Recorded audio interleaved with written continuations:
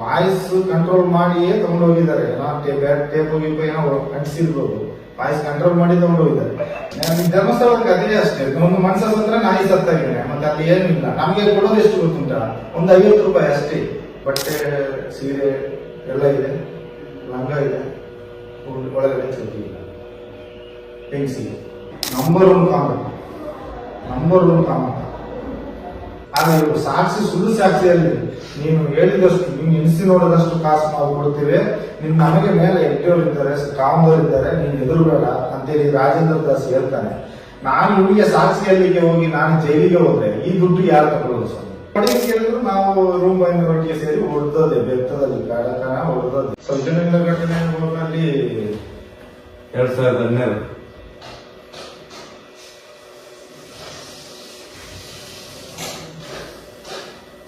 ಅಲ್ಲಿ ಯೋಗೇಶ್ ಶೆಟ್ರು ಇತ್ತು. ಯೋಗೇಶ್ ಶೆಟ್ರು ಅಂತ ಪ್ರಶಾಂತ್ ಇತ್ತು. ಪ್ರಶಾಂತ್ 3 ವರ್ಷಕ್ಕೆ ಬಂದವರು. ಅವರ ಮುಂಚೆ ಯೋಗೇಶ್ ಶೆಟ್ರು ಇದ್ರು. ಯೋಗೇಶ್ ಶೆಟ್ರು ಅವರು ಮಾರಿಗುಡಿ ಹತ್ರ ಮನೆ, ಮಾರಿಗುಡಿ ದೇವಸ್ಥಾನದ ದ್ವಾರದಲ್ಲಿ ಮಾರಿಗುಡಿ ಯೋಗೇಶ್ ಶೆಟ್ರು ಇದ್ರು. ಯೋಗೇಶ್ ಶೆಟ್ರು ಸ್ವಲ್ಪ ಸಮಯ ಇದ್ರು, ಒಂದು 3 ವರ್ಷ 5 ವರ್ಷ 3 ವರ್ಷ 4 ವರ್ಷ ಇದ್ರು. ಅದರ ನಂತರ ಪ್ರಶಾಂತ್ ಬಂದರು. ಪ್ರಶಾಂತ್ ಇದ್ದಾಗ ಎಲ್ಲ ಆ ಕಡೆ ಈ ಕಡೆ ಎಲ್ಲ ಕಾಡಿದೆ. ರಾಜೇಶ್ ಇರ್ಲಿ, ಅದು ಯಾರಾದ್ರೂ ಹುಡುಕುವಾಗಿ 3 ವರ್ಷಕ್ಕೆ 2 ವರ್ಷಕ್ಕೆ 5 ವರ್ಷಕ್ಕೆ ಚೇಂಜ್ ಮಾಡ್ತಾ ಇರ್ತಾರೆ. ಅಷ್ಟು ಸುಪ್ರಯೋಜನ. ನಾವು ಲೈಫ್ ಲಾಂಗ್ ಇರುವವರಲ್ಲಿ ಇವರು 3 ವರ್ಷಕ್ಕೆ ಚೇಂಜ್ ಮಾಡೋರು.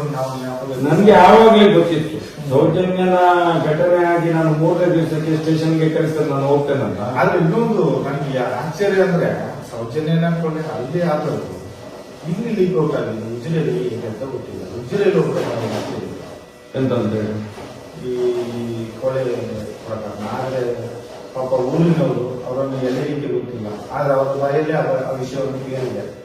ಎಂತಂತೇಳಿ ಇದು ಗೊತ್ತದ್ದು ಯಾರು ಅಂತ ಹೇಳಿ, ನದಿಯಲ್ಲಿ ಎಲ್ಲ ಚಿತ್ರಗಳೆಲ್ಲ ಸಿಕ್ಕಿದ್ರೆ ತಗೊಂಡೋಗಿ ಕೊಟ್ಟು ನಾವು ಚಹಾ ಖರ್ಚಿ ಆಗಿದ್ದು 1500 ಸಿಕ್ತಿತ್ತು. ನದಿಯಲ್ಲಿ ಸಿಕ್ಕಿದ್ದು ನಾನು ಕೂಡ ಕೊಟ್ಟರೆ ಆ ಟೈಮಲ್ಲಿ ನೇತ್ರ ಜ್ಯುವೆಲ್ಲರ್ಸು ಇವಾಗ ಅಂತ ಇದ್ದಾರೆ. ಅವರು ನನಗೆ ಹೇಳಿದ್ದು, ಏನು ಒಂದು ಗೊತ್ತಾಗ್ತಾ ಇಲ್ಲ ಅಂತ ಹೇಳಿದ್ರು. ನನಗೆಲ್ಲ ಗೊತ್ತುಂಟು, ಗೊತ್ತಾಗ್ತದೆ. ಸ್ವಲ್ಪ ದಿನದಲ್ಲಿ ನಿಮಗೆ ಗೊತ್ತಾಗ್ತದೆ, ಹೊರಗೆ ಬರ್ತದೆ. ಯಾರು ಗೊತ್ತಿಲ್ಲ, ಸಣ್ಣ ಮಗನ ಅಂತ ಅವರಿಗೆ ಅಂತ ಹೇಳಿದ್ದಾರೆ. ಸಣ್ಣ ದನಿಗಳ ಮಗ ಅಂತ ಅವರಿಗೆ ರವಿ ಪೂಜಾರಿ ಸಣ್ಣ ದನಿ ಅಂತ ಹೇಳಿದ್ರೆ ಹರ್ಷೇಂದ್ರ ಹೆಗ್ಡೆ. ಅವರೇ ಹರ್ಷೇಂದ್ರ ಹೆಗ್ಡೆನೆ ಸಣ್ಣ ದನಿ ಅಂತ ಹೇಳೋದು. ಹರ್ಷೇಂದ್ರ ಅಂತ ಹೇಳ್ತಾರೆ, ಸಣ್ಣ ದನಿಗಳು ಅಂತ ಹೇಳ್ತಾರೆ. ಅವರ ಮಗ ಅಂತ ಹೇಳಿದ್ರು. ದೊಡ್ಡ ದನಿ ಅಂತ ಹೇಳಿದ್ರು ವೀರೇಂದ್ರ ಹೆಗ್ಡೆ. ಅವರು ಕಾವಂದರು ಹೂವು ಏನೇನೋ ಅಂತಾರೆ, ದನಿಗಳು ಹೀಗೆ ಹೇಳ್ತಾರೆ. ಅವರನ್ನು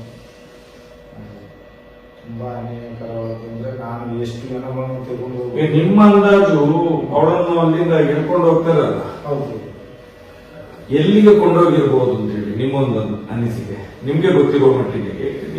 ನನಗೆ ಊರಿಗೆ ಅಲ್ಲಿಂದ ಏನಾದ್ರು ಗಾಡಿಯಲ್ಲಿ ತಗೊಂಡು ಹೋದ್ರೆ ಇವ್ರು ಎಲ್ಲಿಗೆ ಎಸಕೊಂಡು ಹೋಗ್ಬೋದು. ಎಲ್ಲಿಗೆ ಅಂದ್ರೆ ಇವ್ರದ್ದು ಜಾಗ ಎಲ್ಲಿ ಸುತ್ತ ಇವ್ರದೇ ಜಾಗ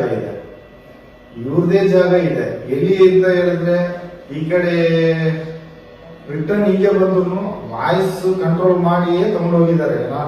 ಟೇಪ್ ಗೀಪ್ ಏನೋ ಅಂಟಿಸಿರ್ಬೋದು, ವಾಯ್ಸ್ ಕಂಟ್ರೋಲ್ ಮಾಡಿ ತಗೊಂಡು ಹೋಗಿದ್ದಾರೆ. ಒಂದು ನಡಪಾದೆ ಅಂದ್ರೆ ಹಾಗೆ ಬಾಬುಲಿ ಬೆಟ್ಟದ ಒಂದು ಮಣ್ಣು ರಸ್ತೆ ಇದೆ, ಅದರಲ್ಲಿ ಹೋದ್ರೆ ಮೇಲೆ ತಿಳ್ಕೊಂಡು ಸೀದಾ ಹೋದ್ರೆ ಟ್ರಪ್ಪಲ್ಲಿ ಹೋಗಿ ಆಯ್ತು ಗೆಸ್ಟ್ ಹೌಸ್. ನಾನು ಹೇಳಿದ ಜೈಲ್ ಗೆಸ್ಟ್ ಹೌಸ್ಗೆ ಅಲ್ಲಿ ಇಲ್ಲ ಅಂದ್ರೆ ಒಂದು ಗಾಡಿಯಲ್ಲಿ ಹಾಕಿಕೊಂಡು ತಗೊಂಡು ಹೋದ್ರೆ ಹಾಸ್ಪಿಟ್ಲೇ ಇರುವುದು, ನೇಚುರೋಪತಿ ಹಾಸ್ಪಿಟ್ಲ್. ಒಳಗೆ ಹೋದ್ರೆ ಅದು ಏನು ಮಾಡ್ತಾರೆ, ಯಾವ ಜಾಗ ಹೋಗ್ತಾರೆ ಹೇಳಕ್ ಆಗುದಿಲ್ಲ. ಹಾಸ್ಪಿಟ್ಲ್ ಒಳಗೆ ಏನು ಬೇಕಾದ್ರೆ ಆಗ್ಬೋದು, ಅದು ನಮ್ಗೆ ಹೇಳಕ್ ಬರಲ್ಲ. ಮತ್ತೆ ಈ ಕಡೆ ತಗೊಂಡ್ರೆ ಇಲ್ಲಿ ಬೆಳದಲ್ಲಿ ಒಂದು ಇಟ್ಟಿಗೆ ಇದೆ, ಅಲೋಬ್ಲ ಇಟ್ಟಿಗೆ ಒಂದು ಇಟ್ಟಿದ್ದಾರೆ ಬೆಳದಲ್ಲಿ. ಭರತ್ ಅಂತ ಹೇಳಿದ್ರೆ ಅವರ ಕಿರಣ್ ರೆಡ್ಡಿ ಅವರ ಹೆಂಡತಿಯ ತಮ್ಮ ಅಂತ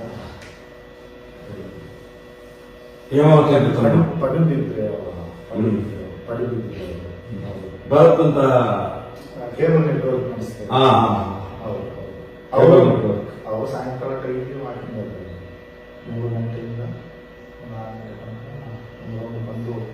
ಎಲ್ಲಿಗೆ? ನೇತ್ರಾವತಿ ಆ ನೇಚರ್ ಹಾಸ್ಪಿಟಲ್ ಬರ್ತಾರೆ, ಧರ್ಮಸ್ಥಳದಿಂದ ನಡ್ಕೊಂಡು ಬರುವಂಥದ್ದು.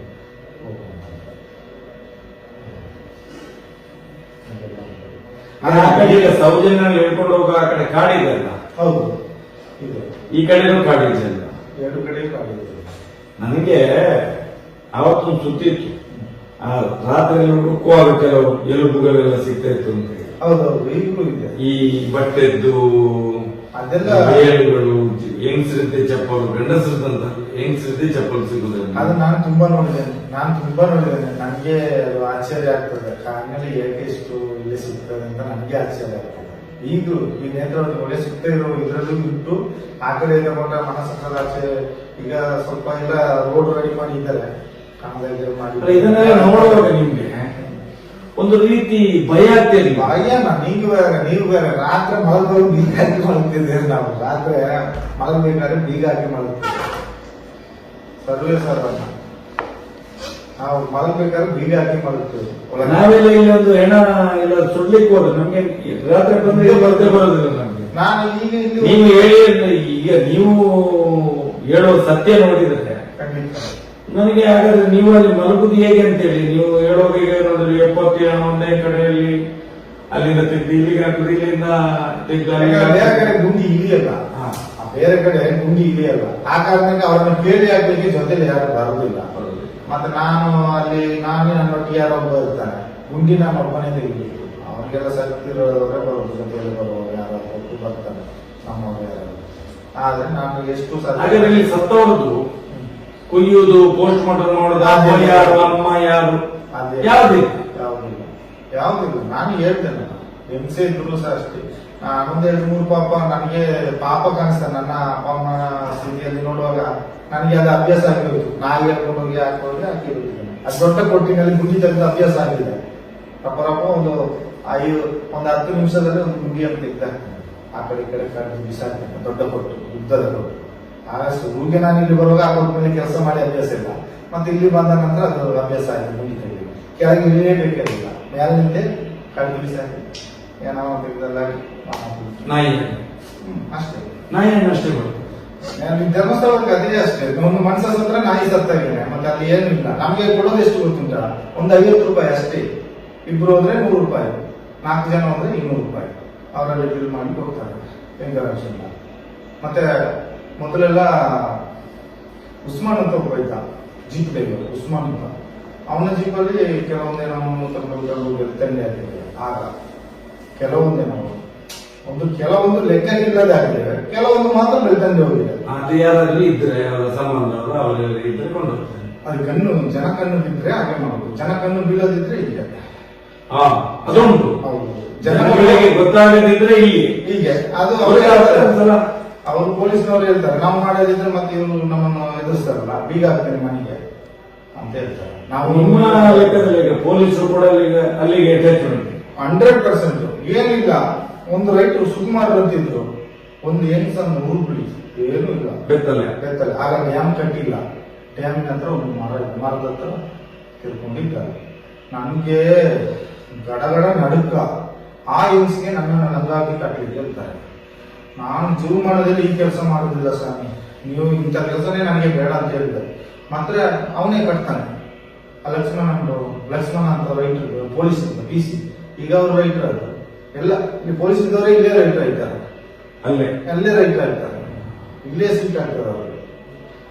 ಏನಿಲ್ಲ, ಉದಾಹರಣೆಗೆ ಮತ್ತೆ ಅವರೇ ಕಟ್ಟಿದ್ರು, ಲಕ್ಷ್ಮಣರೇ ಕಟ್ಟಿದ್ರು, ಹಿಂಸಿಗೆ ರಂಗವನ್ನು ಕಟ್ಟಿದ್ರು. ಅದು ನದಿಯಲ್ಲಿ ಬಂದದ್ದು ಬೆತ್ತಲೆ ಶವ. ನದಿಯಲ್ಲಿ ಬರುದು ಹೇಗೆ ಹೇಳೋದು? ಅದು ನಮ್ಗೆ ಗೊತ್ತಾಗುದಿಲ್ಲ. ಇನ್ನು ಅಲ್ಲಿ ತೂಡಿ ಹಾಕಿದ ಬದ್ದದಂತ ಹೇಗೆ ಹೇಳೋದು? ಬದಿಯಲ್ಲೇ ಇತ್ತೆ, ಸ್ಟೆಪ್ಪಿನ ಬದಿಯಲ್ಲೇ ಬೆತ್ತಲೆ ಬಟ್ಟೆನೇ ಇಲ್ಲ, ಮೇಲೆ ಯಾವ್ದು ಬಟ್ಟೆ ಇಲ್ಲ. ಯಾರಾದ್ರೂ ಹೋಗ್ಲಿಕ್ಕೆ ಹೋಗಿ ಬಿದ್ದಿದ್ದಾರೆ ಅಂತ ಹೇಳಲಿಕ್ಕೆ ಡ್ರೆಸ್ಸು ಯಾವ್ದು ಇಲ್ಲ, ಒಂದು ತುಂಡು ಮೇಲೆ ಬಟ್ಟೆ ಇಲ್ಲ, ತುಂಡದಲ್ಲಿ ಯಾವ್ದು ಬಟ್ಟೆ, ಬೆತ್ತಲೆ ಯಾವ್ದೋ ಬಟ್ಟೆ. ನಮ್ಮ ಅದೇ ಹೇಳಿದ್ದಲ್ಲ, ಯಾವನಿಗೆ ತೆಗೆದಾಗ್ತಿಲ್ಲ, ಅದರಲ್ಲಿ ಒಂದು ನಂಗೆ ತಂದು ಅದು ಅವರೇ ಕಟ್ಟಿದ್ರು. ನಾನು ಮುಟ್ಲಿಲ್ಲ, ನನಗೆ ನಾನಾಗ ಮದುವೆ ಆಗಿಲ್ಲ, ಮತ್ತೆ ಮದುವೆ ಆದ ನಾನು ಹೋಗಿ ಅದನ್ನು ಹೇಗೆ ಮುಟ್ಟು. ಲಕ್ಷ್ಮಣರು ಕಟ್ಟಿದ್ರು, ಲಕ್ಷ್ಮಣರಲ್ಲಿ ಅವರು ಪೊಲೀಸರು ಕಟ್ಟಿದ್ರು. ನಾನು ನಿಮ್ಗೆ ಈಗ ಏನು ಅನಿಸ್ತದೆ ಈ ಸತ್ಯ ಹೇಳುವಾಗ? ಈಗ ಹೆಣಗಳು ಕಮ್ಮಿ ಅಂತ ಅನಿಸ್ತದೆ. ನನಗೆ ಗೊತ್ತಿದ್ದ ಮಟ್ಟಿಗೆ ಅಲ್ಲಿ ಕೆಲಸ ಮಾಡುವವರು ಸಹ ಇರ್ತಾರೆ, ಈಗ ಹೆಣ ಇರುವುದಿಲ್ಲ ಅಂತ. ನಾನು ಇರುವಾಗ ಒಂದು ದಿನಕ್ಕೆ 4 ತೆಗಿತಿದ್ದೆ. ನೀವೀಗ ಅಲ್ಲಿನ ಕೆಲಸ ಬಿಟ್ಟು ಎಷ್ಟು ವರ್ಷ? 2015ರಲ್ಲಿ ನಾನು ಬಿಟ್ಟು ಹೋಗಿದ್ದೆ ಕೆಲಸ. 2015 ಅಲ್ಲಿ ತನಕ 27 ವರ್ಷ ಕೆಲಸ ಮಾಡಿದ್ರಿ?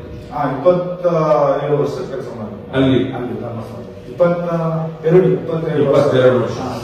ಈಗ ಈ 2015 ಮೇಲೆ ಬಿಟ್ರಿ? ಬಿಟ್ಟೆ, ನಾನು ಬಿಟ್ಟೆ. ನನಗೆ ನಿಮ್ಗೆ ಈಗ ಸೌಜನ್ಯನ ಘಟನೆ ಆಯ್ತಲ್ಲ? ಹೌದೌದು, ಅದ ನಂತರ ನಾನು ಕಳಿಸಿದ್ದು. ಸೌಜನ್ಯನ ಘಟನೆ ಆಯ್ತಲ್ಲ 2012? ಹೌದು, ಆಯ್ತು ಆಯ್ತು. ಅದ್ರ ಮೇಲೆ 2015 ತನಕ ಎಷ್ಟು ಹೇಳಿರುವುದು ನಿಮ್ಗೆ? ಇಲ್ಲ, ಮತ್ತೆ ಇಲ್ಲ, ಅಷ್ಟಿಲ್ಲ. ಇಲ್ಲ. ಆಗ ನಾನು ಇರುವಾಗಲೇ ಇಲ್ಲ.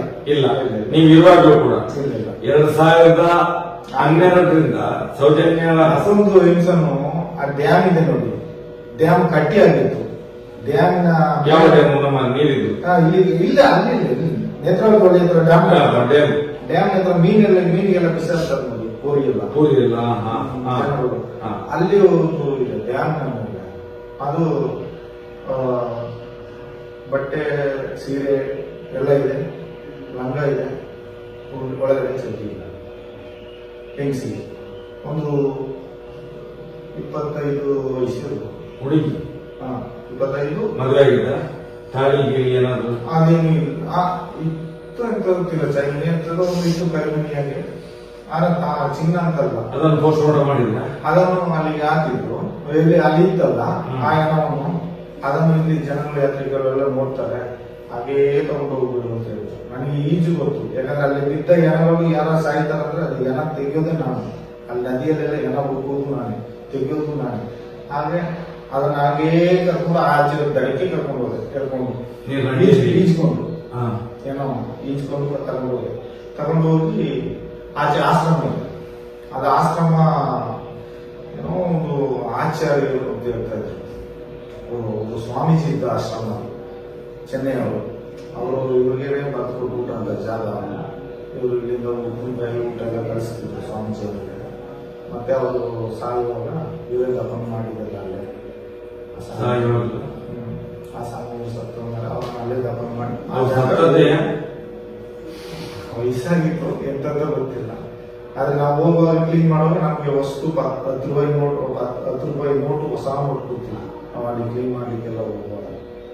ಅಂದ್ರೆ ಆ ಜಾಗ ಎಲ್ಲ ಇವ್ರಿಗೆ ಕೊಟ್ಟಿದ್ದಾರೆ, ಎಂತ ಮಾಡಿದ್ರು ಗೊತ್ತಿಲ್ಲ. ಅದು ಕೊಟ್ಟಿರ್ಲಿಕ್ಕಿಲ್ಲ, ಅವರ ಹೆಸರಲ್ಲಿತ್ತು ಶೇಷಾಚಾರ್ಯ ಏನೋ ಒಂದು ಆಚಾರ್ಯ ಅಂತ ಹೆಸರು. ಏನ್ ಹೆಸರು ಇರ್ತದ? ಒಂದು ಚಾರ್ಯ ಅಂತ ಬರ್ತದೆ, ಆಚಾರ್ಯ ಬರ್ತದೆ. ಆಚಾರ್ಯ ಬರ್ತದೆ. ಅವ್ರು ಚೆನ್ನೈಯವರು, ಅಲ್ಲಿಂದ ಬಂದು ಇಲ್ಲಿ ಜಾಗ ಕೊಂಡ್ಕೊಂಡು ಸೆಟ್ಲ್ ಆದವರು. ಆ ಜಾಗವನ್ನು ಎಷ್ಟು ಜಾಗ ಇದೆ? ಅದು ರಬ್ಬರ್ ತೋಟ ಹಾಕಿದಲ್ಲ, ಅದೆಲ್ಲ ಒಂದೇ ಆಚೆ ನದಿ ಒಳ್ಳೆ ಆಚೆ. ಹೌದಾ? ರಬ್ಬರ್ ತೋಟ ಹಾಕಿದ ಆಶ್ರಮ ಗೇಟ್ ಎಲ್ಲ, ಅಲ್ಲಿ ಒಂದು ಗೇಟ್ ಇಟ್ಟಿದ್ದಾರೆ. ಮತ್ತೆ ಈ ಹೆಣವನ್ನು ಕೊಂಡೋಗಿ ಹಾಕೋ ಗೌರಿ ಇರ್ಲಿಲ್ವಾಗ? ಆಗಿಲ್ಲ, ಅವ್ರು ತೀರ್ಕೊಂಡಿದ್ರು. ಅದರಲ್ಲಿ ಕೊಂಡಾಗ ಈ ಹಣವನ್ನು ಅಲ್ಲಿಗೆ ತಗೊಂಡೋಗಿ ಪೊಲೀಸರು ಬರಲಿಲ್ಲ. ಒಂದು ಆ ಕಡೆ ಒಂದು ಜಾಗದಲ್ಲಿ ಹೊಂಡದಲ್ಲಿ ಅಲ್ಲಿ ಪೊಲೀಸ್ ಗಿಲ್ಸ್ ಏನಿಲ್ಲ, ಯಾರು ಎಂತ ಎತ್ತ ಅಂತ ಏನಿಲ್ಲ. ಬರ್ತಾರೆ, ಬಂದ್ರು ಡ್ಯಾಮ್ ಮೇಲೆ ನಿಂತರು, ನೋಡಿದ್ರು, ಅಷ್ಟೇ ಹೋದ್ರು. ಈ ಕಡೆಯಿಂದ ಆ ಕಡೆ ನೋಡುದು ಇಲ್ಲ, ಆಗಿಲ್ಲ. ನಾವು ನೋಡ್ತಾರೆ, ಇಲ್ಲಿ ನೋಡ್ತಾರೆ ಮಾಡಿ. ಅಲ್ಲ, ನೀವು ಹೇಳಿದ್ರಲ್ಲ ಈ ದಡದಿಂದ ಆ ದಡಗೆ ಹೇಳ್ಕೊಂಡು ಹೋಗಿ ಅಲ್ಲಿಗೆ ಬರೋದಿಲ್ಲ, ಅಲ್ಲಿಗೆ ಬರುತ್ತಿಲ್ಲ. ಇಲ್ಲಿ ನೋಡೋದು, ಇಲ್ಲಿ ಕರ್ಕೊಂಡು ಹೋಗಿ ತಗೊಂಡೋಗಿ ಅಲ್ಲಿ ಮಣ್ಣು ಮಾಡಿದ್ವಿ. ಹಾಗೆ ಒಂದು 3/4% ಲೆಕ್ಕ ಇಲ್ಲದೆ ಮನೆಯಲ್ಲಿ ಹಾಕಿದ್ದೀವಿ. ಒಂದು 4% ಬೆಳ್ತಂಡಿ ಕಳಿಸಿದ್ವಿ. ಇನ್ನೊಂದು 4% ಮಾತ್ರ ಪೊಲೀಸ್ನವರು ಫಾರ್ಮಾಲಿಟಿಗೆ ಬಂದಾಗೆ ಬಂದು ಈಚೆ ಒಂದು ಗುಂಡು ಕಣ್ಣಲ್ಲಿ ಇದ್ದಾರೆ. ಆ ಪ್ರತಿಮಾ ಸ್ಟುಡಿಯೋದಲ್ಲಿ ಕೆಲಸ ಮಾಡ್ತಾ ಇದ್ರು. ನೇತ್ರಾವತಿ ಒಳ್ಳೆ ಬದಿಯಲ್ಲಿ ಒಂದು ಸ್ಟುಡಿಯೋ ಇಟ್ಟಿದ್ದಾರೆ ಈಗ, ಈಚೆ ಬದಿಯಲ್ಲಿ, ನದಿ ಒಳಗೆ ಕನ್ಯಾಡಿ ಬರುವ ರಸ್ತೆ ಬದಿಯಲ್ಲಿ. ಅವರನ್ನು ಕರೆಸಿ ಒಂದು ಫೋಟೋ ತೆಗಿಸ್ತಾರೆ ಅಷ್ಟೇ. ಒಂದು ಸರಿ ಒಂದು ಏನೋ ಕೇಳ್ಕೊಂಡು ಬಂದರೆ ಅದನ್ನು ಮುದ್ದಾಕಿ ಆಗಿದೆ. ನಾವು ಹೇಳಿ ಯಾವ ಪಾಂಡಲ ಇದ್ದಾರೆ ಮಸಾನದಲ್ಲಿ ಮುದ್ದಾಕಿ ಆಗಿದೆ. ಅವ್ರು ಕೇಳ್ಕೊಂಡು ಮತ್ತೆ ತೆಗಿಸೋದೆಲ್ಲ ಬೇಡ, ನಾವು ಅನಾಥ ಇದು ಅಂತ ಅನ್ನು ಮಾಡಿದ್ವಿ ಅಂತೇಳಿ ಮತ್ತೆ ಪೊಲೀಸ್ನವ್ರು ಹೇಳಿ ಅವರು ಹತ್ತಿರ ಹೋದ್ರು. ಒಂದು ಪಾರ್ಟಿ ಮಾತ್ರ ಆ ಕಡೆ ಭಟ್ಟರ ಸೈಡ್. ಮತ್ತೊಂದು ಏನೋ ಮಾತ್ರ ಇದರಲ್ಲಿ ಆ ಧರ್ಮಸ್ಥಳದ ದ್ವಾರದ ಈಚೆ ಒಂದು ಹೆಂಗಸನ್ನು ಏನ್ ಮಾಡಿದರೆ ಗೊತ್ತಿಲ್ಲ. ಅದಕ್ಕೆ ನಾವು ಮುಖದ ಮೇಲೆ ಪೇಪರ್ ಆಸಿಡ್ ಹಾಕಿ ಬೆಂಕಿ ಹಚ್ಚಿ ರಸ್ತೆ ಬದಿಯಲ್ಲೇ ಹಸಿಟ್ರು. ಆ ಮಲಗುಡಿಯ ಶಿವಪ್ಪ ಅಂತಾರಲ್ಲ ಅವರ ಮನೆ ಮೇಲೆ, ಆ ಶಿವಪ್ಪನ ಮನೆಯಲ್ಲಿ ಆ ಮನೆ ಮೇಲೆ ಭಾರತದಲ್ಲಿ ಇಂಟರ್ಲಾಕ್ ನಡೆದು ಹೋಗ್ತಾರೆ ನೋಡಿ, ಯಾತ್ರಿಕರೆಲ್ಲ ನಡೆದು ಹೋಗ್ಬೋದು. ಆ ಜಾಗದಲ್ಲಿ ಮಲಗಿಸಿಬಿಟ್ರು. ಅದಕ್ಕೆ ಪೊಲೀಸ್ನವರೆಲ್ಲ ಬಂದ್ರು. ಪೊಲೀಸ್ನವರು ಬಂದ್ರು, ಮತ್ತೆ ಎಲ್ಲ ನೋಡಿದ್ರು, ನಾಯಿ ಸಹ ಕರೆಸಿದ್ರು. ಯಾವ ಕಲ್ಲನೂ ಇರಲಿಲ್ಲ, ಏನು ಮಾಡಲಿಲ್ಲ. ಅದರಲ್ಲಿ ಅದೊಂದು ಮಾಹಿತಿ ಇತ್ತು ನನಗೆ.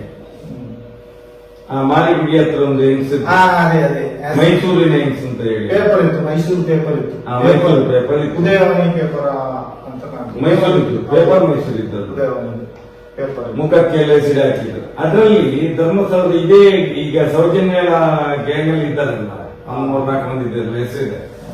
6-7 ಮಂದಿಯನ್ನು ಸ್ಟೇಷನ್ ಅಲ್ಲಿ 8-9 ಮಂದಿಯನ್ನು ಸ್ಟೇಷನ್ ಅಲ್ಲಿ ಕೂರಿಸಿ ಮತ್ತೆ ಒಳಗಡೆಯಿಂದೆಲ್ಲ ಫೋನ್ ಬಿಟ್ಟಿದ್ರು ಅಂತ ಹೇಳಿ ಇದೇ ಕೇಸಲ್ಲಿ ಅದು ಹೇಳ್ತಾರೆ. ಅದು ಅಲ್ಲಿ ಬೀಡಿನಿಂದ ಫೋನ್ ಬಂದ್ರೆ ಮುಗಿತು.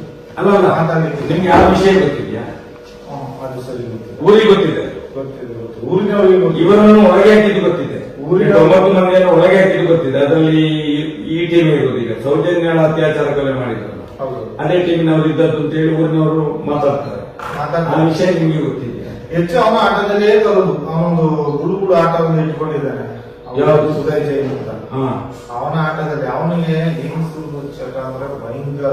ಅಲ್ಲಿ ಬಾಬಳಿ ಬೆಟ್ಟದಲ್ಲಿ ಪಾರ್ಟಿಯನ್ನು ತಂದು ಇಲ್ಲಿ ಬಿಡ್ತಾನೆ, ಆಟವನ್ನಲ್ಲಿ ನಿಲ್ಲಿಸ್ತಾನೆ, ಸುಮ್ಮನೆ ಆಡಿಸ್ಕೊಂಡು ಕೂತ್ಕೊಳ್ತಾನೆ, ಕಟ ಕಟ ಕಟ ಕಟ ಅಂತ. ಯಾರು ಕೇಳುವುದಿಲ್ಲ, ಅವನು ಆಟದಲ್ಲಿ ಕೂತ್ಕೊಂಡು ಹೇಳಿ ಆಡಿಸ್ತಾ ಇರ್ತಾನೆ. ನಾನು ತುಂಬಾ ಸರಿ ನೋಡಿದೆ, ಹತ್ತಿರದಿಂದ ನೋಡಿದ್ದೇನೆ. ಹುಚ್ಚರಾಗೆ ಮಾಡ್ತಿ ಏನು ಮಾಡಿ ಅಂತ ಹೇಳಿ ಏನು ಮಾಡಕ್ಕಲ್ಲ. ಅವನೊಬ್ಬ ಜೈನ ಬೆತ್ತಲೆ ಅವನಿಗೆ ಪಬ್ಲಿಕ್ ಆಟದಲ್ಲಿ ಕೂತ್ಕೊಂಡು ಹೆಂಗಸರು ಎಲ್ಲ ಬಿಟ್ಬಿಡ್ತಾರೆ, ಅದು ಟೂರಿಸ್ಟ್ ಕೂತ್ಕೊಂಡು ಬರ್ತಾರೆ. ಅವನ ಆಟದಲ್ಲಿ ಕೂತ್ಕೊಂಡು ಹೀಗೆ ಆಡಿಸ್ಕೊಳ್ತಾ ಇರ್ತಾರೆ. ಎಲ್ಲಿ ಆ ಬಾಬುಳಿ ಬೆಟ್ಟ ಗ್ರೌಂಡ್ ಆಡಿಸ್ಕೊಂಡು ಇರ್ತಾನೆ. ಹೀಗೆ ಉಂಟು ಎಲ್ಲ ಈಜಿಗೆ ಮೇಲಿದೆ ತೋಳು, ಮೇಲಿದೆ ತೋಳೆಲ್ಲ ಈಜಿದೆ, ಬಲೂನ್ ಆಗಿ ಹೀಗೆ ಉಂಟು. ನಾನು ಕಣ್ಣಾರ ನೋಡಿಸ ಆಟದಲ್ಲಿ ಕೂತ್ಕೊಂಡು ಅವನಿಗೆ ಅಡ್ರೆಸ್ ಇಲ್ಲ. ಇವಾಗ ಈ ಸೌಜನ್ಯನ ಕೇಸಲ್ಲಿ ದತ್ತು ಮಗನಾಗಿ ಒಳ್ಳೆ ಡ್ರೆಸ್ಸು ವೇಸ್ಟ್ ಎಲ್ಲ ಕೊಟ್ಟು ಹೋಗಿದ್ದಾರೆ. ಅವನ ಜೀವನದಲ್ಲಿ ಅದೆಲ್ಲ ಮಾಡಿದವರು ಇಲ್ಲ. ಅವನಿಗೆ ಒಂದು ಅಂಚೆ ಗಿಂಚೆ ಉಟ್ಕೊಳ್ತಾನೆ, ಎಲ್ಲ ಬ್ಯಾಂಕ್ ನಿಂತಿದ್ರು ಗಿಂಚೆ ಹಾಕೊಂಡು ಅವನಿಗೆ ಹೀಗೆ ಟವಲ್ ಮೇಲೆ ಮನೆ ಮಾಡ್ಕೊಂಡು ಹೀಗೆ ಆಡಿಸ್ಕೊಂಡು ಅವ್ನು ಹೊಡೆಯೋದೇ ಕೆಲಸ ಕೈಯಲ್ಲಿ. ಅವನಿಗೆ ಎಡೆಯಲ್ಲೆಲ್ಲ ಒಂದು ಮದುವೆ ಮಾಡಿದ್ರು. ಮದುವೆ ಮಾಡಿ ಒಂದು ದಿವಸನ ನೈಟ್ ಇದ್ದದೆ. ನಾವು ಹುಡುಗಿಯನ್ನ ಎಂತ ಮಾಡಿದಾನಂತಿಲ್ಲ, ಹಾಕಿದ ಚಿನ್ನವನ್ನೆಲ್ಲ ಎತ್ಕೊಂಡು ಓಡಿದ್ದಾರೆ. ಚಿನ್ನ ಏನೋ ಮದುವೆ ಎಲ್ಲ ಮಾಡಿದ್ರು ನೋಡಿ, ಎತ್ಕೊಂಡು ಓಡಿದ್ದಾರೆ. ಸಾಮೂಹಿಕದಲ್ಲೇ ಏನೋ ಮಾಡಿಸಿದ್ರು ಅಂತ ಕಾಣ್ತದೆ ಅವನ ಮದುವೆ. ಒಂದೇ ದಿನ ರಾತ್ರಿ ಇದ್ದದ ಅವನ ಒಟ್ಟಿಗೆ ಆ ಹುಡುಗಿ ಒಂದೇ ದಿವಸದಲ್ಲಿ ಹೋಗಿದ್ದಾರೆ. ಧರ್ಮಸ್ಥಳದಲ್ಲಿ ಇದ್ರೆ ಕಾಮಕಾಂತ ಅವನಷ್ಟು ಕಾಮಕ ಯಾರಿಲ್ಲ ನನಗೆ ಗೊತ್ತಿದ್ದ ಮಾಡಿ. ನನ್ನ ಎದುರಲ್ಲಿ ಯಾರು ಮಾಡೋಕೆ ಹೋಗ್ತಾನೆ, ಹೀಗೆ ಹೋಗ್ತಾನೆ ಅಪ್ಪಟ. ಅವನನ್ನು ಬಿಚ್ಚಿಸಿ ನೋಡಿದ್ರು ಸರಿ, ಅವನು ಮೇಲೆ ಇದ್ದಿಲ್ಲ, ಜಾರಿದೆ, ಹೀಗೆ ಇಟ್ಟಿದ್ದಾನೆ ಬಾಲನ, ಹೀಗೆ ಉಂಟು. ನಾ ಕಣ್ಣಾರ ನೋಡಿದ್ದೆ. ನಾನು ಇಲ್ಲಿ ಕಸ ಬಿಡಿಸ್ತೇನೆ, ನನ್ನ ಹೆಂಡತಿ ಅಷ್ಟು ದೊಡ್ಡ ಕಾಮಕ, ನಂಬರ್ 1 ಕಾಮಕ, ನಂಬರ್ 1 ಕಾಮಕ. ಧರ್ಮಸ್ಥಳ ಒಂಟಿ ಹೆಂಗಸು ಸಿಕ್ಕಿದ್ರೆ ಅವನು ಏನು ಮಾಡ್ತಾನೆ? ಹೌದಾ? ಸತ್ಯ. ಹೇಗೆ ಬೇಕಾದ್ರೆ 2 ಸರಿ ಆಟ ಹೋಗಿ ರಿಟರ್ನ್ ಬಂದು ಮಾತಾಡಿಸ್ತಾನೆ. ಈಗ ನೀವು ಇದನ್ನು ನಮ್ಮ ಹತ್ರ ಹೇಳಿದ್ರಿ, ಈಗ ಹೌದು ಈ ಸತ್ಯವನ್ನು. ಸತ್ಯ ಅದು ನಾವೀಗ ಸತ್ಯ. ನಾನು ಕೇಳೋದು, ನಾವೀಗ ಈ ಮಾಹಿತಿಗಳನ್ನು ಪೊಲೀಸ್ನವರಿಗೆ, ಈ ಕೋರ್ಟಿಗೆ, ಮತ್ತೆ ದೊಡ್ಡ ದೊಡ್ಡ ಐಆರ್ ಆಫೀಸರ್ಗಳಿಗೆಲ್ಲ ಕೊಡ್ತೇವೆ. ಇಂಥ ಸಾಕ್ಷಿಗಳಿದೆ ಅಂತ ಧಾರಾಳ ಕೊಡಿ. ಇದ್ದದ್ದು ಸತ್ಯ ನಾನು ಹೇಳ್ತೇನೆ, ನನಗೆ ಗೊತ್ತಿದ್ದ ಸತ್ಯ. ನನ್ನ ಮಗಳು ಬೇರೆ ಅಲ್ಲ, ಅವರ ಮಗಳು ಬೇರೆ ಅಲ್ಲ. ಆದ್ರೆ ಒಂದು ಮಗಳು ಜೀವ ಹೋದದ್ದಕ್ಕಾಗಿ ನಾನು ಕೊಡ್ಲಿಲ್ಲ. ದೇವಸ್ಥಾನದಲ್ಲಿ ನಡೆದ ಸತ್ಯ, ನನ್ನ ಮುಂದೆ ನಡೆದ ಸತ್ಯ ನಾನು ಹೇಳ್ತೇನೆ. ಒಂದು ಸೌಜನ್ಯನಿಗೆ ನ್ಯಾಯ ಸಿಗ್ಬೇಕು ಅನ್ನೋ ಉದ್ದೇಶದಲ್ಲಿ ನಾನು ಈ ಮಾತು ಹೇಳ್ತಾ ಇಲ್ಲ.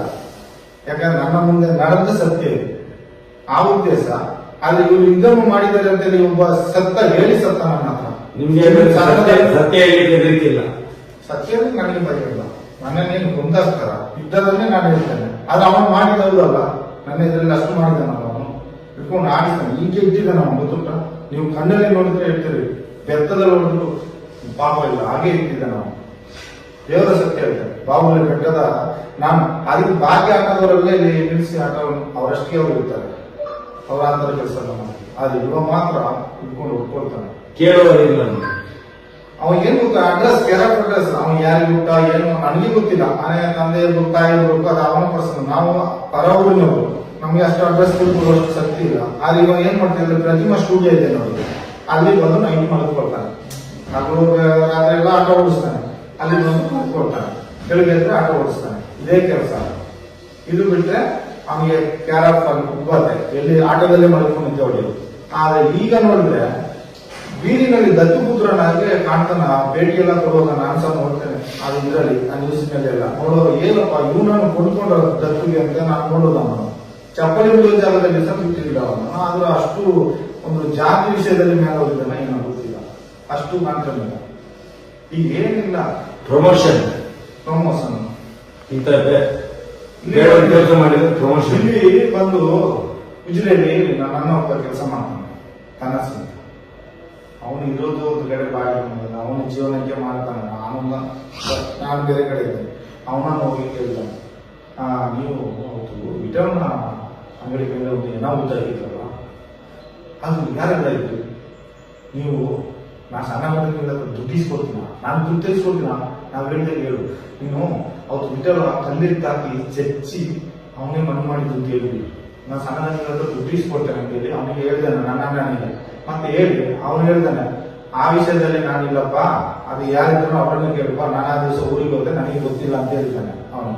ಅದ ನಂತರ ನನ್ನ ನಂಬರ್ ಕೇಳ್ತಾನೆ, ಚಿನ್ನೆ ನಂಬರ್ ಇದ್ರೆ ಕೊಡು ಅಂತ ಕೇಳ್ತಾನೆ 2-3 ಸಲ ಹೋಗಿ. ಆದ್ರೆ ಅವನಿಗೆ ನನಗೆ ಜಗಳ ಆಗಿದೆ, ಅವನು ಹೇಳಿದ್ದಾನೆ ನನಗೆ ಗೊತ್ತಿಲ್ಲ ಅಂತ ನನ್ನ ಹೇಳಿದ್ದಾನೆ. ನನ್ನ ನಂಬರ್ ಕೊಡು, ಅವನಿಗೆ ಫೋನ್ ಮಾಡಿದ್ಯಲ್ಲ ಅಂತ ಹೇಳಿ ಅವನ ನಂಬರ್ ನನ್ನ ಅಣ್ಣನ ಹತ್ರ ಕೊಟ್ಟು ಹೋಗಿದ್ದಾನೆ.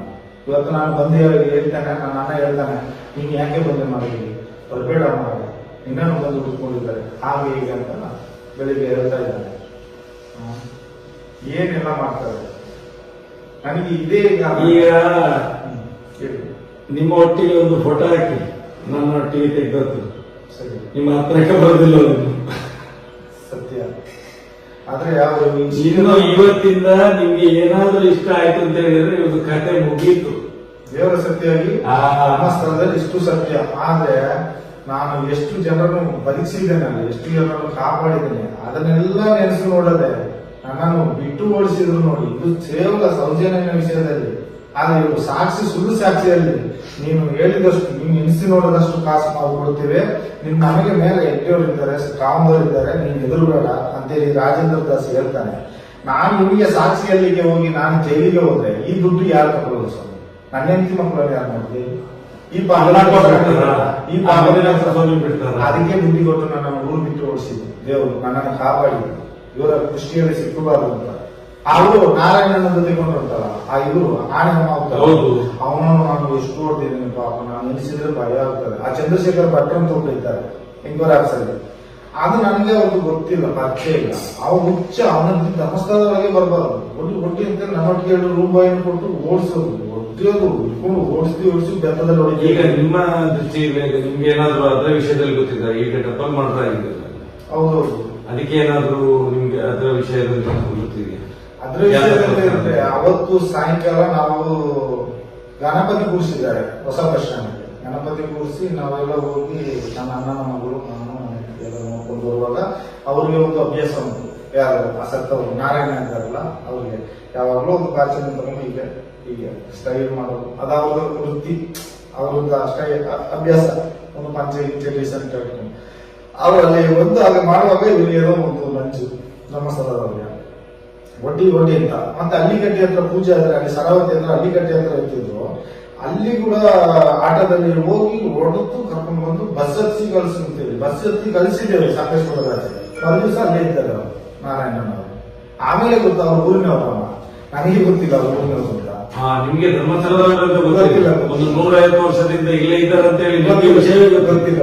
ಇವ್ರು ಒಳಗೆ ಕೇಳಿದ್ರು ನಾವು ರೂಮ್ ಬಾಯಿನವರೊಟ್ಟಿಗೆ ಸೇರಿ ಹೊಡೆದೋದೆ, ಬೆತ್ತದಲ್ಲಿ ಕಾಡಕನ ಹೊಡೆದೋದೆ, ಬೋರ್ಡ್ ಹಿಂದೆ ತಿರುಗಿ ಮತ್ತೆ ನನಗೆ ಗೊತ್ತಿದ್ದ ವಿಷಯ ಅಂದ್ರೆ ನಿಮ್ಮ ಹತ್ರ ಯಾರು ಉಳಿಸೋದಿಲ್ಲ ಇವ್ರಿ ಮ್ಯಾನೇಜರ್ ಎಂಬರಾಜ್ ಮ್ಯಾನೇಜರ್ ಚಂದ್ರಶೇಖರ ಭಟ್ ಧರ್ಮಸ್ಥಳದ ಧರ್ಮಸ್ಥಳ ಇದೆ ಕೆಲಸಗಾರರೇ ಅವರು ಸೇರಿ ಹೊಡಿತಾರೆ ಮುಂಬೈನವರು ನನ್ನೊಟ್ಟಿಗೆ ಸೇರಿ ನಾನು ಸಹ ಹೊಡೆಯೋದು ಹುಚ್ಚ ಅಂತ ನನಗೂ ಗೊತ್ತು ಆದ್ರೆ ಅವರು ಮತ್ತೆ ಇಲ್ಲಿಗೆ ಬರುವಾಗ ರಿಕ್ಷಾದವರು ಹೇಳಿ ಗೊತ್ತು ಅವ ಇಲ್ಲಿ ಆನೆ ಮೇಯಿಸ್ತಾ ಇದ್ದ ಮಾರೆ ಊರಿನವ್ರು ಮಾರೆ ಅವ್ನಿಗೆ ಯಾಕೆ ಹೊಡಿತಾರೆ ಹೋಗಿ ಮಾರೆ ಅವ್ರು ಹೊಡಿತಾರೆ ನಿನ್ನ ಕೆಲಸ ಮಾಡ್ತಾರೆ ನಮ್ಗೆ ಹೇಳಿದ್ರು ಆನಂತರ ನಾನು ಸುದ್ದಿಗೆ ಹೋಗ್ತಿಲ್ಲ ಅವ್ರು ಏನೋ ಮಾಡ್ಕೊಳ್ಳಿ ಅಂತ ಅದು ಮತ್ತೆ ಗೊತ್ತಾಯ್ತು ನನಗೆ ಆ ಜಾಗ ಖಾಲಿ ಮಾಡಿಸ್ತೀನಿ ಅಂತ ಆ ಜಾಗದಲ್ಲಿ ನಾನು ಹೋಗಿ ನೋಡಿದೆ ತುಂಬಾ ಜಾಗ ಇದೆ ಜಮೀನು ಜಾಗ ಮನೆ ಎಲ್ಲ ಇತ್ತು ಪಾಪ ನೋಡಿದ್ದೇನೆ ಅವತ್ತು ರಾತ್ರಿ ನಾವು ನೆಂಟರನ್ನ ಊರಿಗೆ ಕಳಿಸ್ಬೇಕಿತ್ತು ಕಲಿಸಿ ನಾವು ಒಂದು 10 ಗಂಟೆಗೆ ಬರುವಾಗ ಅವರನ್ನು ನೋಡಿದ್ದೇನೆ ನಾನು ಬಸ್ ಸ್ಟ್ಯಾಂಡ್ ನಾವು ದೇವಸ್ಥಾನ ಗಣಪತಿ ಇದ್ರೆ ನಾವು ನೋಡಿ ಬರುವಾಗ ಅವ್ರು ಸಹ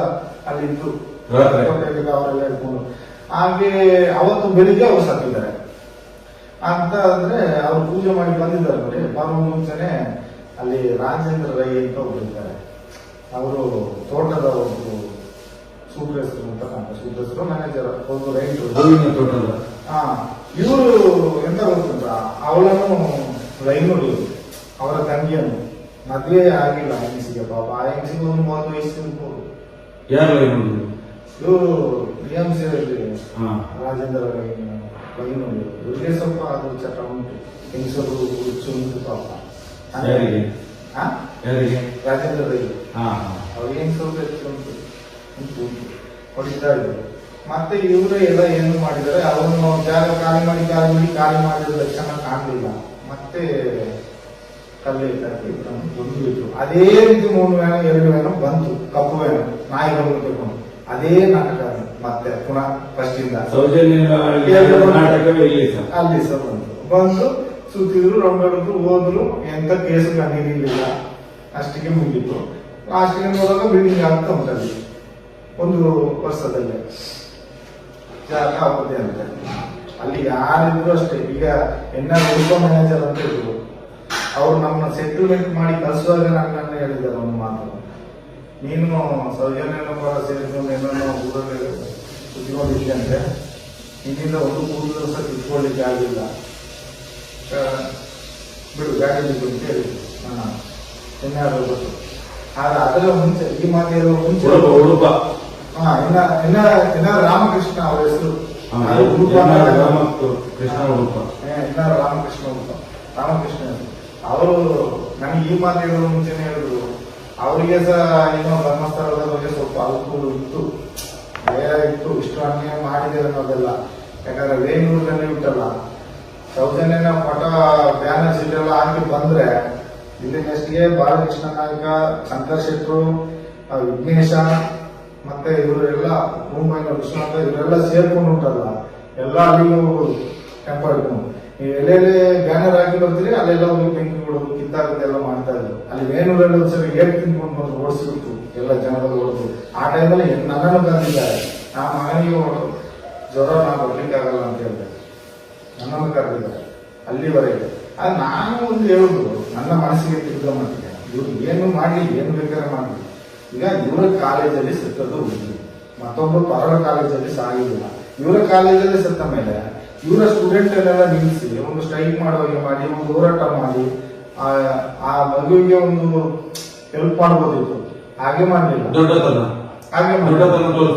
ತೋರಿಸಬಹುದಿತ್ತು ಹಾಗೆ ಮಾಡಲಿಲ್ಲ ಅಲ್ಲಿ ಹೋಗಿ ಪ್ರಿನ್ಸಿಪಾಲ್ಗೆಲ್ಲ ಹೇಳಿಕೊಟ್ಟು ಯಾರು ಹೊರಗೆ ಬಂದ್ರು ಹುಡುಗಿಯವರು ಬಾಯಿ ತೆಗೆದಾಗ ಹೇಳಿ ಮುಚ್ಚಿಸ್ಬಿಟ್ಟಿದ್ದಾರೆ ಬಾಯಿಯನ್ನು ಅದೇ ಯಾರು ಬಾಯಿ ತೆಗಿತಾರೆ ಈಗ ಹುಡುಗಿಯರು ಬಾಯಿ ಬಿಟ್ರೇನೆ ಆ ಕಾಲೇಜಲ್ಲಿ ಏನೆಲ್ಲ ನಡೀತದೆ ಎಲ್ಲ ಡೀಟೇಲ್ ಬರ್ತದೆ ಆದ್ರೆ ಒಂದು ಹುಡುಗಿ ಹೇಳಲಿಕ್ಕೆ ಸಾಧ್ಯ ಇಲ್ಲ ಜೀವದ ಅಂಗಲ್ಲೇ ಇರ್ತಾರೆ ಪಾಪ ಭಯದಲ್ಲೇ ಮತ್ತೆ ನೀವೇನೋ ಹುಡುಗಿ ಕಲ್ಕೊಂಡ ಕಷ್ಟಕ್ಕೆ ನೀವೊಂದು ಸ್ಟ್ರೈಕ್ ಮಾಡ್ತೀರಿ ನ್ಯಾಯ ಬೇಕು ಅನ್ನೋದು ಅದೊಂದು ಧರ್ಮದ ವಿಷಯ ಆದ್ರೆ ಇವರು ಪರ ಸ್ಟ್ರೈಕ್ ಮಾಡಿದ್ರು ಆ ಎಷ್ಟು ಕಾಲೇಜಲ್ಲಿ ಬಂದ್ರು ಜನ ಕೂಡಿಸಿ ಭಕ್ತರು BMC ನಮ್ಮನ್ನೆಲ್ಲ ಕರೆಸಿ ಕೆಲಸದವರೆಲ್ಲ ಅವತ್ತಿಗೆ ಅಟೆಂಡೆನ್ಸ್ ಇದೆ ಕೆಲಸ ಮಾಡಬೇಡಿ ಎಲ್ಲ ಮೀಟಿಂಗ್ಗೆ ಹೋಗಿ ಅಂತೇಳಿ ನಮ್ಮನ್ನೆಲ್ಲರಿಗೂ ಕರೆಸಿದ್ರು ಅದು ತುಂಬಾ ಅನ್ಯಾಯ ನೀವು ಮಾಡ್ತೀರಿ ಅಂತ ಅವ್ರು ಮಾಡ್ಬಾರ್ದು ಅದು ಮಾಡ್ತಾರೆ ಅದು ನನಗೆ ಆಶ್ಚರ್ಯ ಹೇಳಿದ್ರೆ ಗರ್ಭ ಮಾಡಬೇಕು ಆಯ್ತು ಗರ್ಭ ಅಂದ್ರೆ ಹೇಗೆ ಇದು ರೌಡಿಸಮ್ ಉತ್ತರಕ್ಕೆ ಪ್ರತಿ ಉತ್ತರ ಇವರು ಕೊಡುವ ರೀತಿಯಲ್ಲ ಒಟ್ಟಿಗೆ ಸೇರಿ ಮಾಡಬೇಕಿತ್ತು ಅವತ್ತು ಪೊಲೀಸ್ ಕರೆಸಿದ್ದು ಅಷ್ಟೇ, ಸಾಕ ನಾಶ ಮಾಡ್ಲಿಕ್ಕೆ ಪೊಲೀಸ್ ಕರೆಸಿದ್ದು ಅವರನ್ನು. ಯಾಕಂದ್ರೆ ಮುಂದಿದ್ರೆ ಊರಿನವ್ರಿಗೆ ಗೊತ್ತಾಗ್ತದೆ ಅಂತೇಳಿ ಎಲ್ಲ ಪೊಲೀಸ್ನವರೇ ಈ ಮಾಡಿ ಹಾಕಿದ್ದಾರೆ. ಅದು ನಾನು ನೋಡಿದ ಮಟ್ಟಿಗೆ, ನನಗೆ ತಿಳಿದ ಮಟ್ಟಿಗೆ, ಉದಾಹರಣೆಗೆ ಒಂದು ಉದಾಹರಣೆ ಹೇಳ್ತಾನೆ. ಚಂದ್ರಶೇಖರಯ್ಯ ಅಂತ ಒಬ್ಬ ಪೊಲೀಸ್ ರೈತರು, ಅವರು ಬರುವಾಗ ಒಂದು ಸೂಟ್ ಕೇಸ್, ಒಂದು ಬ್ಯಾಗ್, ಹೆಂಡತಿಯನ್ನು ಕರ್ಕೊಂಡು ಬರ್ತಾರೆ ಇಲ್ಲಿಗೆ ಸ್ಟೇಷನ್ಗೆ ಕೆಲಸಕ್ಕೆ, ರೈತರ್ ಆಗಿ ಬರ್ತಾರೆ ಲೇಟ್ ಆಗಿ.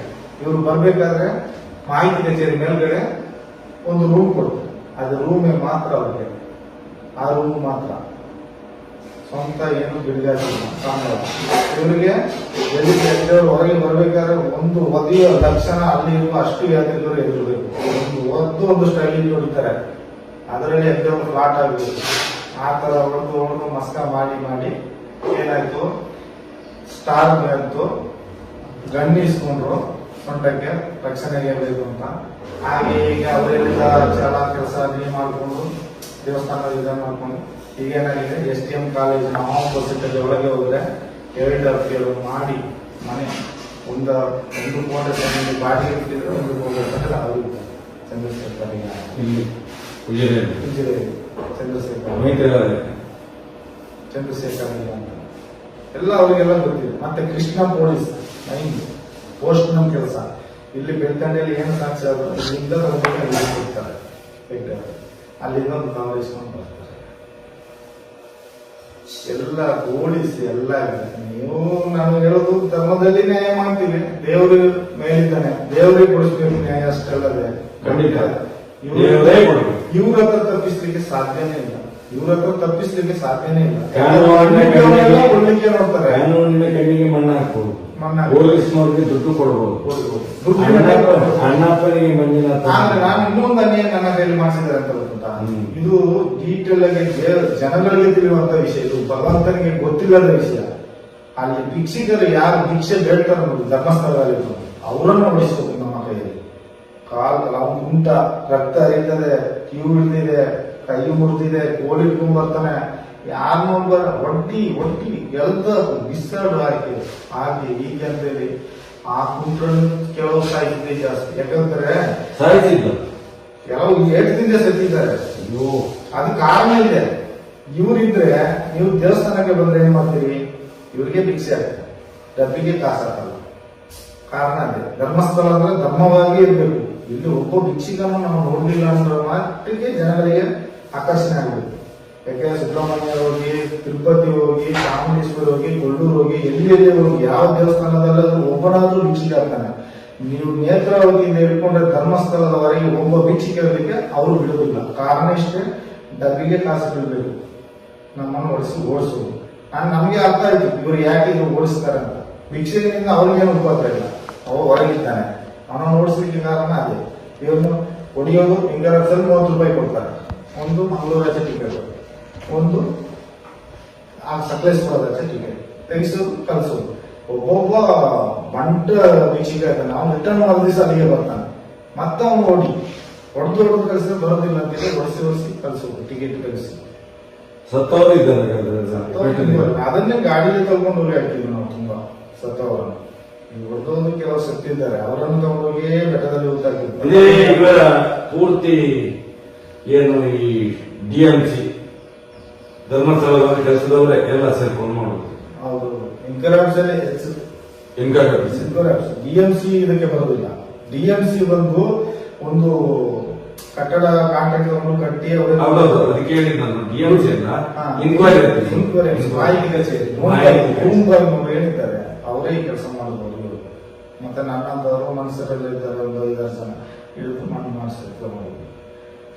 ಒಬ್ಬನನ್ನು ಕಟ್ಟಿ ಒಂದು ಪೊಲೀಸ್ ಇದ್ದಾನೆ, ಅವ ಏನಕ್ಕೆ ತಿನ್ಲಿಕ್ಕೆ ಇದ್ದವನ ಪೊಲೀಸು. ಒಬ್ಬ ಪೊಲೀಸಿನ ಸಹಕಾರದಲ್ಲಿ ಒಬ್ಬನನ್ನು ಕಾಡಲ್ಲಿ ಬಿಸಾಡಿ ಬಂದಿದ್ದೇವೆ ಮಧ್ಯರಾತ್ರಿ 7 ಗಂಟೆಗೆ. ಯಾಕೆಂದ್ರೆ ಒಬ್ಬ ಇದ್ದ, ಅವ ಭಯಂಕರ ಘಾಟಿ ಇದು ಮಾಡ್ತಿರ್ತ ಅಂದ್ರೆ ವಿಚಾರಾಗಿ ಅವನಂತಂದು ವಿಚಾರಿಸ್ಬೇಕು, ಸೇರಿಸ್ಬೇಕು, ಇಲ್ಲ ಬೆಳ್ತಂಡಿ ಹಾಸ್ಪಿಟಲ್ ಸೇರಿಸ್ಬೇಕು, ಇಲ್ಲ ಪೊಲೀಸ್ ಸ್ಟೇಷನ್ ಹೋಗ್ಬೇಕು.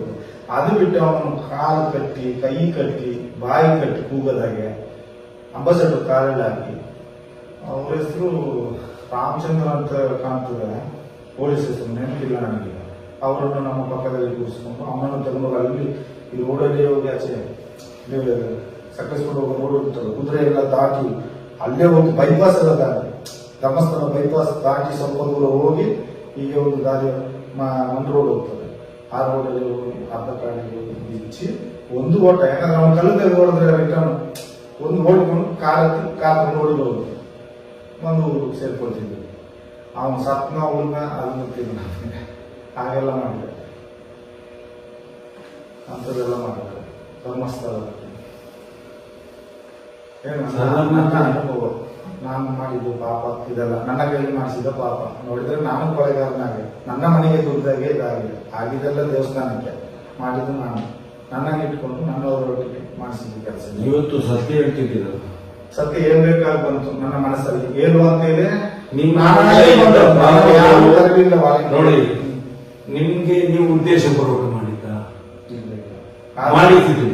ಮಾಡಿಸಿದ್ದು ಕ್ಷಮೆ ಖಂಡಿತವಾಗಿ ಇರ್ತದೆ ದೇವರಲ್ಲಿ ಇದೆ. ಆದ್ರೆ ಮಾಡುವವನಿಗಿಂತ ಮಾಡಿಸುವವನಿಗೆ ಪೆಟ್ಟು ಬೀಳುವುದು. ಅದು ಮಣ್ಣು ಮಾಡೋದು ಪುಣ್ಯದ ಕೆಲಸ, ಅದು ನಾನು ಮಾಡಿದ್ದೇನೆ.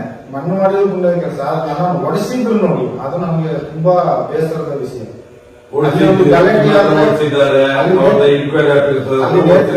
ಎಷ್ಟು ಮಂದಿ ಸತ್ತಿದ್ದಾರೆ ಅಂತ ಹೇಳಿ ಅಲ್ಲಿ ನೇತ್ರಾವತಿ ಹೊಳೆಯಲ್ಲಿ ಒಂದು ಗಲಾಟೆ ಆಗ್ತದೆ ಅಂದ್ರೆ ಫಸ್ಟ್ ಕರೆಯೋದು ನನ್ನನ್ನು ಮೈಕಿನಲ್ಲಿ ಅನೌನ್ಸ್. ಒಂದು ಗಲಾಟೆಯಲ್ಲಿ ಆಯ್ತು ಘಟದವರು ಅಂದ್ರೆ ಘಟದವರು ಅವ್ರು ಹೇಳ್ಬೋದು ಭಕ್ತಿ ಭಕ್ತಿ ಅಂತ, ಅವರು ನಾಯಿಗಿಂತ ಕಡೆ ಹೊಡೆದು ಓಡಿಸ್ತೇವೆ. ಅವರು ತಿಳ್ಕೊಳ್ತೇವೆ ನಾವು ಲಕ್ಷಾಂತರ ಜನ ಬರ್ತೀವಿ ಅಂತ. ಇಲ್ಲಿ ಅವ ಒಂದು ದಿವಸಕ್ಕೆ ಬಂದು ಹೋಗ್ತಾನೆ ಅಷ್ಟೇ. ಇಲ್ಲಿ ಧರ್ಮಸ್ಥಳದವ್ರ ಭಕ್ತಾಗಿಂತ ನಾವು ನೋಡ್ತಿಲ್ಲ, ಒಂದು ದಿವಸಕ್ಕೆ ಬಂದು ಹೋಗ್ತಾನೆ ಕುರಿಯಾಗಿ, ಅವನ ಲೆಕ್ಕಕ್ಕಿಲ್ಲ. ನಾವು 24 ಗಂಟೆ ಇಲ್ಲಿ ಇದ್ದೇವೆ, ಹಾಗೆ ಅವರ ಲೆಕ್ಕ ಧರ್ಮಸ್ಥಳ. ಒಂದು ಗಲಾಟೆ ಆಯ್ತಂದ್ರೆ ಕೂಡ್ಲೆ ಬರುತ್ತಾರೆ. ಮತ್ತೆ ನಾನು ಹೋಗಿ ಹೊಡಿದ್ರೆ ಅಲ್ಲಿ ಕೇಳ್ತಾರೆ, ನೀನೆಲ್ಲ ಇರ್ತಕ್ಕೆ ಮಾರ ಹಾಗೆ ಈಗ ನಮ್ಮನ್ನು ಉಮ್ಮಾಯಿಸಿ ಬಿಡ್ತಾರೆ. ಮತ್ತೆ ನಾನು ಸಹ ಹೊಡ್ಕೊಂಡು ಹೊಡಿಯೋದು. ಆದ್ರೆ ನಮ್ಗೆ ಆಗುತ್ತಿಲ್ಲ, ಮನೆಯಲ್ಲೆಲ್ಲ ನಮ್ಮ ಹೆಂಡತಿ ಬೈತಿದ್ವಿ, ಈ ತರ ಎಲ್ಲ ಕೆಲಸ ನೀವು ಮಾಡಬಾರ್ದು, ಯಾಕೆ ಹೊಡಿತೀಯ ನಮ್ಮ ಮಕ್ಕಳಿಗೆ. ಅವರು ತಿಳ್ಕೊಳ್ಬೇಕು ಘಟದವರು, ಅಷ್ಟು ಏನು ತಿಂತಾರಲ್ಲ ಅವರು ಒಂದು ಕಂಪ್ಲೇಂಟ್ ಕೊಡೋದಿಲ್ಲ. ಇವ್ರು ಏನ್ ಬ್ಲಾಕ್ ಮೇಲ್ ಮಾಡೋದು ಗೊತ್ತುಂಟಾ, ಅಷ್ಟು ಹೊಡೆದು ಅವರಲ್ಲಿ ನಾನು ಸೆಮೆ ಕೇಳಬೇಕು. ಲೆಕ್ಕ ನೋಡಿದ್ರೆ ನೀನು ಗೌರ್ಮೆಂಟ್ ಕೆಲಸ ಇದೆಯಾ, ಕೆಲಸ ತೆಗಿಸ್ತೀನಿ ಅಂತ ಹೇಳುವಾಗ ಅವನು ಹುಚ್ಚ ಹೋಗ್ತಾನೆ, ಕೆಲಸ ಹೋಗ್ತದೆ ಅಂತ. ಅವ್ನು ಪೊಲೀಸ್ನವ್ರನ್ನ ಇಟ್ಟು ಹೇಳುದು, ಪೊಲೀಸ್ನವ್ರು ಇಲ್ಲಿಂದ ಫೋನ್ ಮಾಡಿ ನಾನು ಅಲ್ಲಿ ಕೇಸ್ ಹಂಗೆ ತಿಳಿಸ್ತೇನೆ ಅಂತ. ಪೊಲೀಸ್ನವ್ರು ಒಬ್ಬನಿಗೆ ಹೊರತೆ ಪಾಪ ಮೂಕಲ್ಲಿ ರಕ್ತ ಬರ್ತಾರೆ ಊರ. ನನಗೆ ಭಯ ಬಂದಿದೆ. ಮತ್ತೆ ಪೊಲೀಸ್ನವ್ರಿಗೆ ಫೋನ್ ಮಾಡಿ ನಾನು ಕರೆದೆ, ಈ ತರ ಹೊಡೆದಿದ್ದೇನೆ, ಅವನಿಗೆ ರಕ್ತ ಬಂದಿದೆ, ಬಂದು ನೋಡಿ ಅಂತ.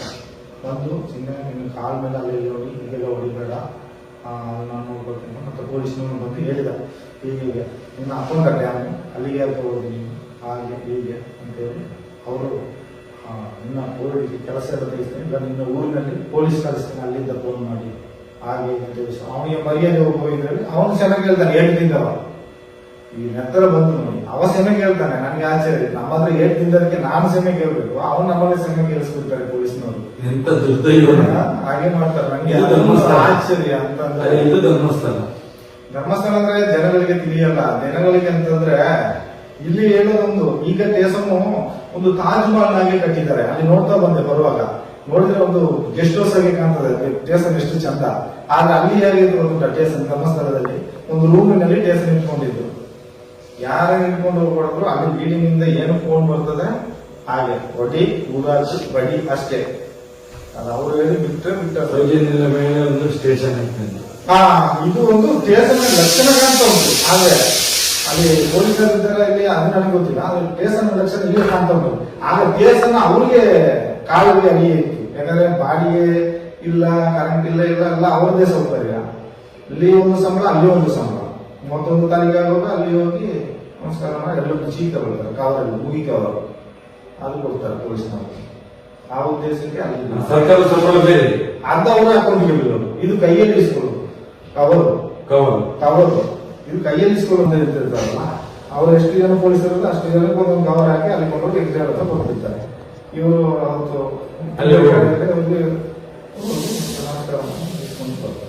ಅದು ಅವರಿಗೆ ಒಂದು ಕ್ಷೇತ್ರಕ್ಕೆ ವಿಶ್ವಾಸವಾಗಿದ್ದೀರಿ, ಕ್ಷೇತ್ರಕ್ಕೆ ಆ ಒಂದು ಉದ್ದೇಶದಲ್ಲಿ ಕೊಡುವುದು. ಯಾಕಂದ್ರೆ ಕ್ಷೇತ್ರವನ್ನು ನಡೆಸೋದೇ ಅವರು, ಓಡಿಸೋ ಅವರದೇ, ಹೊಡೆಯೋದು ಅವರೇ. ಅದಾವುದು ಕಣ್ಣಿನ ದೃಷ್ಟಿಗೋಸ್ಕರ ಗೌರ್ಮೆಂಟ್ ಪೊಲೀಸ್.